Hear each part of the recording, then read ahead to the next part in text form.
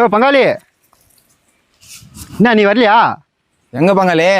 ஓ என்னையா நீ, நமக்காக 4 நாளாக விவசாயிங்க போராட்டம் பண்ணிருக்காங்க, நீ எங்கன்னு கேட்குற? அப்படியா?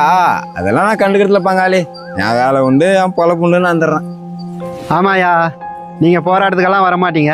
அங்கே நாங்கள் மட்டும் போய் போராட்டத்தில் அடி வாங்கி மிதி வாங்கி சாகணும். போராட்டம் பண்ணி வர சலுகையில் நீங்கள் நோகாமல் அனுபவிக்கணும். போங்கய்யா. என்ன வளம் இல்லை இந்த திருநாட்டில், என் கையை ஏந்த வேண்டும் வெளிநாட்டில், ஒழுங்காய் பாடுபடு வயக்காட்டில். நான் மாப்பிள்ள ஊருக்கு போறேன்னே போலையா? இல்ல மாமா, அது நீ சொன்னதை யோசனை பண்ணி பார்த்தேன்.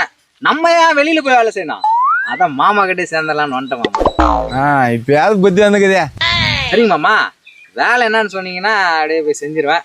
சரி போய் அது மாட்டுக்கு தண்ணி காமிப்போ. மாட்டுக்கு தண்ணி தானே காட்டினா, இப்ப பாருங்க என் திறமையே நீங்க அங்கதான் வந்து பார்க்க போறீங்க. வர மாமா. இந்தமா இது பாரு, இதுதான் தண்ணி, நல்லா பாத்துக்கோ. தண்ணி காட்டிட்டேன், நல்லா பாத்துக்கோ. டேய் மாப்பிள்ள என்னடா பண்ணிக்கிறா? மாமா நீ தானே தண்ணி காட்ட சொன்ன, அதான் மாட்டுக்கு தண்ணி காட்டினுக்கிறேன். மாடு அங்க இருக்குது, தண்ணி இங்க இருக்குது. இதான் தண்ணி காமிக்கிற லட்சணமா? போய் தண்ணி மாடுக்கடா. டேய் என்னடா பண்ணிக்கிறா?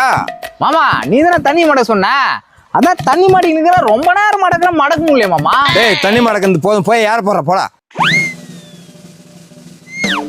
என்னடா இவனை தண்ணி மடக்க சொல்லிச்சு இப்படி மாட்டிக்கினுக்கிறான். ஒரு முட்டா பையன் கூட அந்த மாதிரி வேலை செய்ய மாட்டான், இப்படி பண்றான். அடுத்த வேலை சொல்லிக்குது, எப்படி செய்யறானா போய் பார்க்கலாம். A few minutes later.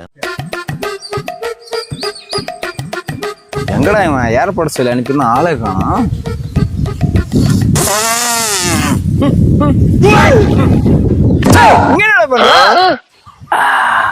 ஏமாமா நீ தானே ஏர்போர்ட் சொன்ன, அதான் ஏர்போர்ட்.